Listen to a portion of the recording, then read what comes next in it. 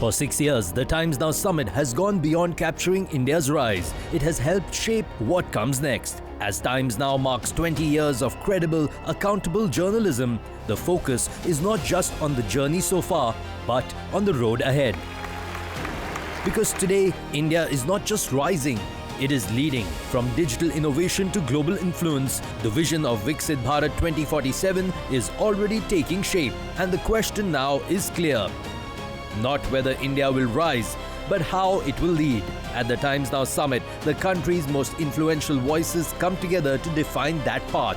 And that brings us to this year's theme, celebrating Times Now at 20, shaping India at 100.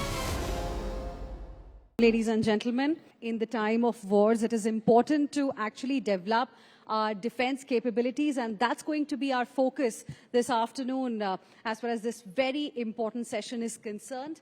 Atmanirbharta, or self-reliance in defense. I want to start by asking you, Mr. Puneet, where do we really stand? Prime Minister has spoken about being Atmanirbhar, especially in defense, many a times. Over the last few years, there has been a lot of policy push from the budget side as well. We have seen how spending in defense has gone up.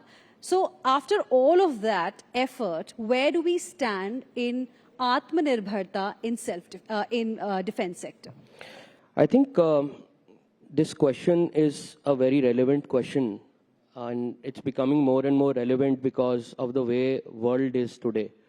You look at different parts of the world, and we just, the session before that, before Ramayan was, Mr. Tiwari was talking about what's happening in West Asia, and I think West Asia is just one war. We know that there's so many of them happening around the world. And what happens is when one starts, we stop.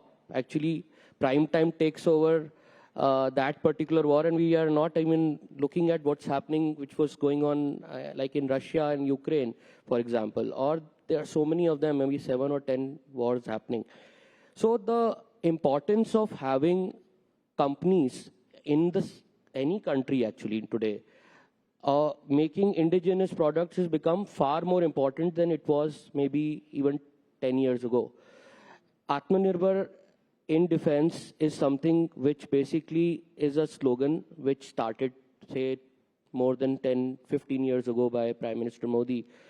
And it has picked up steam in the last 5, 7 years. But I think generally speaking, we are, I would say, like you say, glass half full, half empty. So I think we have still a lot of journey to cover. We have crossed quite a bit of journey. So we are somewhere in between. I think a lot of our products are indigenous now. Like we saw in Operation Sindoor, and kudos to our armed forces, what we did with our indigenous equipment. Actually, that war the mini war put our industry on the global map. And I personally feel that was a turning point. We actually demonstrated products that were, battle proven, and that actually has created a lot of confidence for companies like us. When we used to go and talk about our products, now we don't need to do that. Everybody knows India can do it. So I think that was a turning point.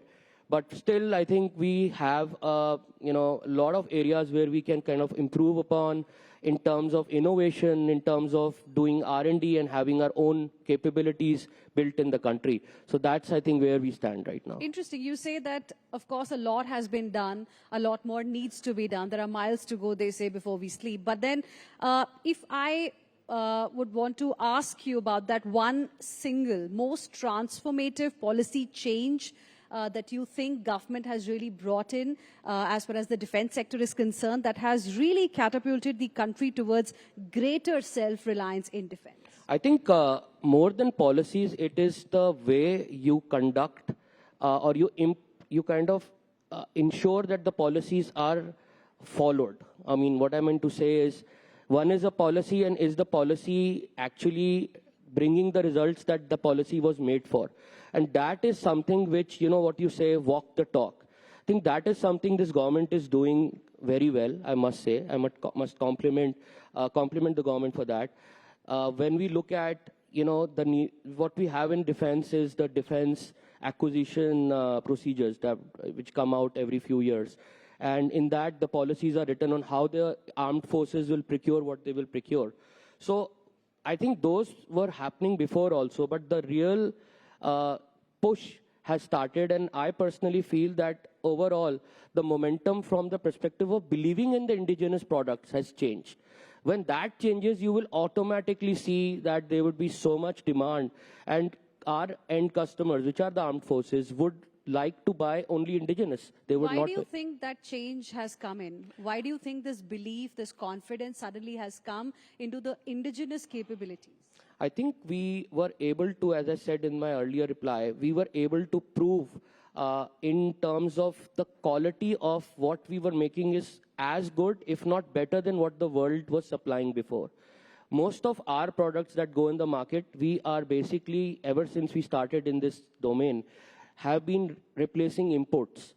And initially we had issues, we had challenges. I remember the first time where we were flying on the Su-30, and I was told that our product had an issue actually. But the pilots that flew that product and they came out, they had to take a call whether they take another sortie or let it be.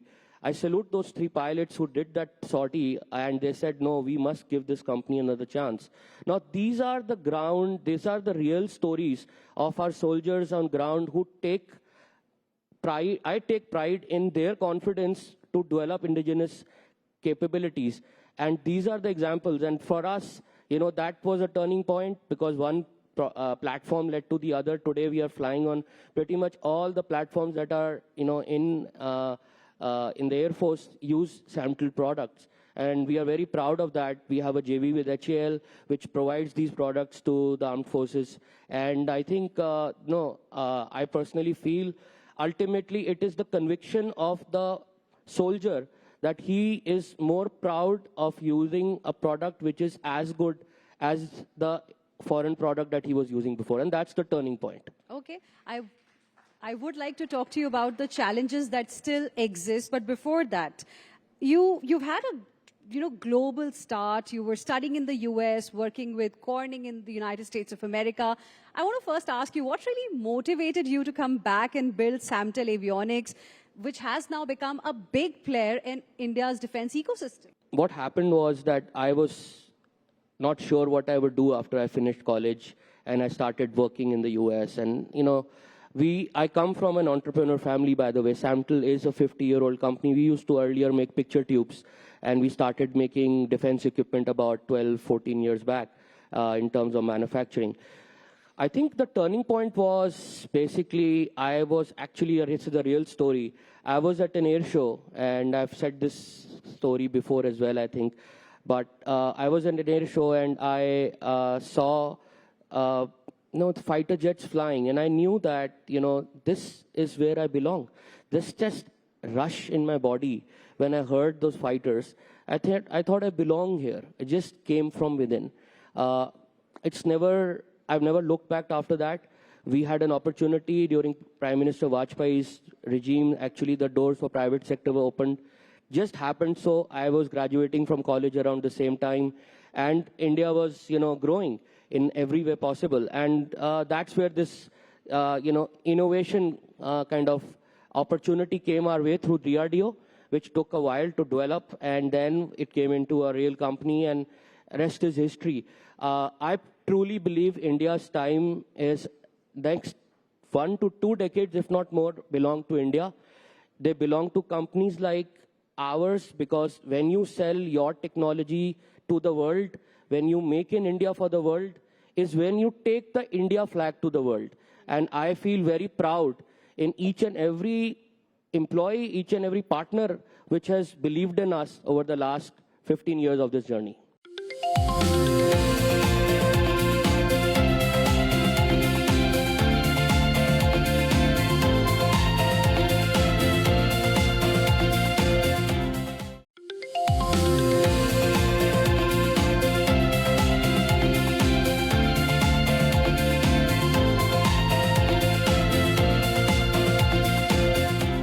Now, also to to be able to fully realize the potential of Indian companies, of companies like yours in the defense sector, what are the challenges that still persist that you think the government must address immediately? And also, we're still dependent on external technology. So how can we really bridge that gap? How is Samtel really looking to bridge that gap that still exists? I think this is a real concern, actually. If you really look at what our Chief of Defense Staff was saying a few months back, RM has been saying, we've heard PM talking about it many times. So it comes right from the top, and it is a reality to the lowest level. A lot of our products, even in today's reality, is that in today's defense ecosystem, are not necessarily developed in India. We might be making in India in terms of transfer of technology and build to print. But I think what really needs to be done is pushing the innovation index. Now, just to give you some numbers, we are at about 0.2% of our GDP in terms of innovation, what we spend on innovation in our country. Globally, this number is upward of 5%. And this 5% is mostly from countries which are already developed.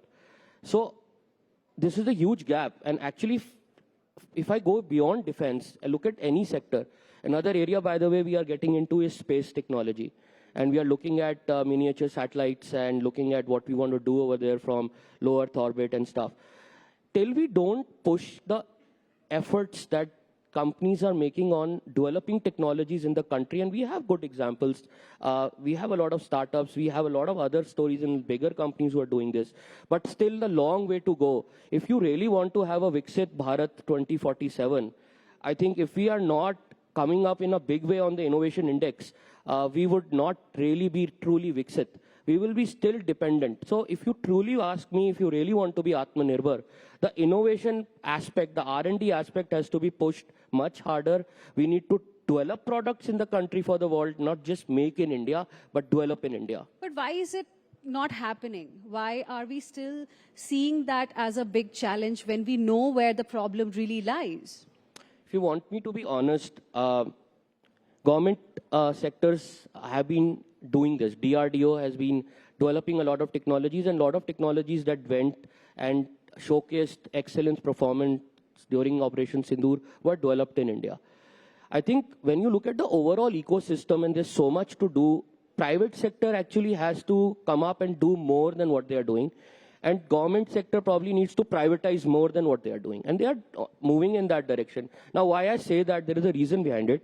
When you actually have a project which is funded and your revenue depends on the success of that project, then you would put your heart, soul, and money, everything you have, into making that project a success. Whereas if you just get a technology from an overseas player, you get a contract and you deliver, you will not do that. So I think the examples where we are actually giving more, we have IDEX and we have programs which are doing that. But I think we need more of such examples. Now, coming to the realistic situation on ground, I personally feel we need the innovation or R&D also takes a lot of patience and hard work. We can't be really doing shortcuts. It is a journey of patience and perseverance, and it's a tough journey. Whereas if you do technology transfer, build to print, all those things, revenue is faster, but the technology is still imported.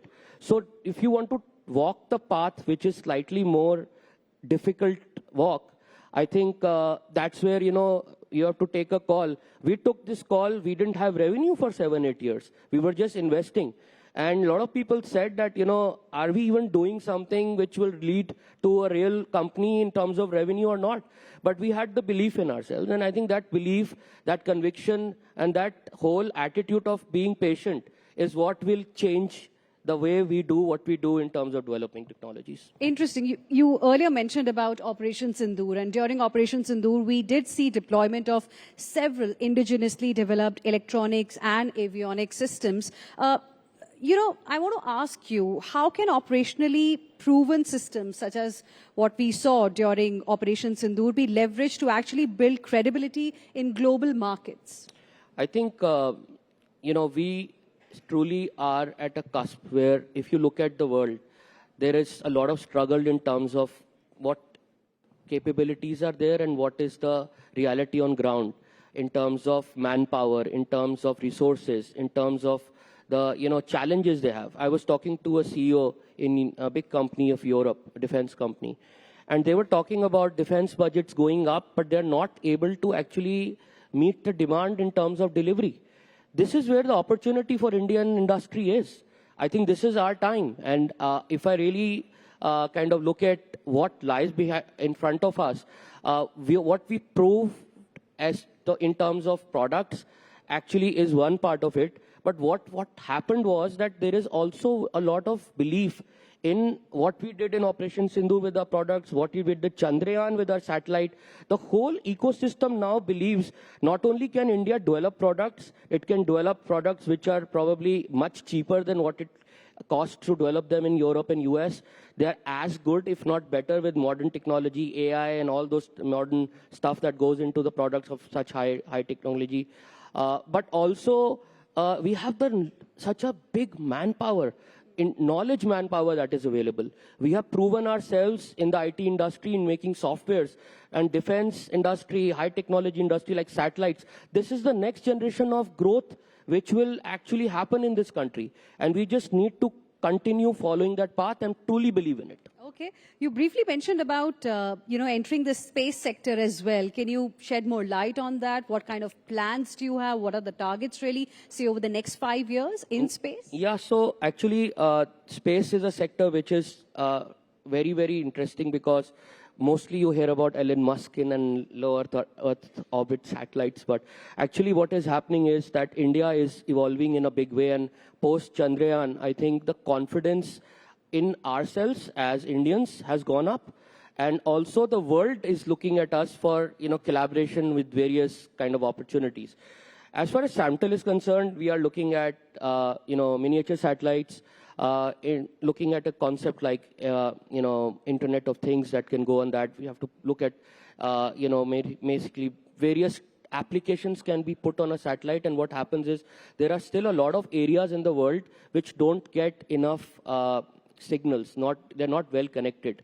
So what can satellite do is it can connect those parts, and the signals that are thrown, the beams that come and go from the satellite, they can be used to kind of make the world a more connected place, and that is what actually satellites can do. And that is what we are going to do in terms of different applications, different industries. Defense, of course, would be at the heart of it as well, but there are many more opportunities that lie in front of us in space area. Okay. If I can also talk to you a little bit about your current order book and how much do you think that is now going to be focusing on space and other sectors that you're in right now? So actually, I was about 7 months back talking about 1,000 crore order book. We have now achieved that. We will be closing at about 1,000 crores by end of this financial year. And we are looking at doubling in terms of our growth, in terms of revenue, profitability. And I think we are on our way to actually be one of the defense unicorns in the next year and a half. So we would be going to the markets next year as well. So I think that is something that is on our way. And I think we truly believe that we are walking exactly as per the plan, and not walking, actually running as per the plan, and we are on our way to achieve that. So yeah, and actually environment is also enabling us to do that. A lot of things that were pushed ahead have been moving to the, towards left, in the sense, if you were looking at something which will come to revenue 2 years from now, has started happening this year itself. It's just the environment is also helping us. Okay. What kind of fundraising plans you have now, since you've also already given us a hint? Yeah, so we have already raised funds last year. We raised about 200 plus crores that are getting used for the areas like space, and in fact we are also going into drones and UAV area, which is another very fascinating area for us. But besides that, we would probably now go for a very smaller round before we go to an IPO. IPO would obviously, the market will tell us. I mean, people sitting in this room and people sitting and hearing us in their rooms on what blessings they will give our company in terms of what we will raise. So IPO by the end of this year or next year? I think 27, 28, next financial year. Fantastic. Yeah. One last question. Looking ahead, what is your vision for India becoming a global superpower in defense avionics, space and drone technologies, and what role do you really see Samtel playing in this journey? I truly feel that we are at a point where Indian companies have to now go global, make a dent, and I truly believe 5-7 years from now, companies like, we hear names like Honeywell, Rockwell Collins, Lockheed Martins. I mean, we have to start hearing more Indian names. I truly believe that we are on that path. We have already started getting a lot of export business. That means that the confidence of using our product vis-a-vis the opportunities that the potential customers had from buying from elsewhere has started to move. So I truly believe we would be already in a situation a couple of years from now where we have a very, very big global order book. We have a global benchmark, which we have already kind of crossed. And I believe we'll be a truly global defense and aerospace, including space, MNC, which will make India proud and put India on the global map. Fantastic. We wish you good luck for your plans for the future. Thank you very much, Mr. Puneet Kaura. Wonderful speaking with you. Thank you, Anna. Thank you so much.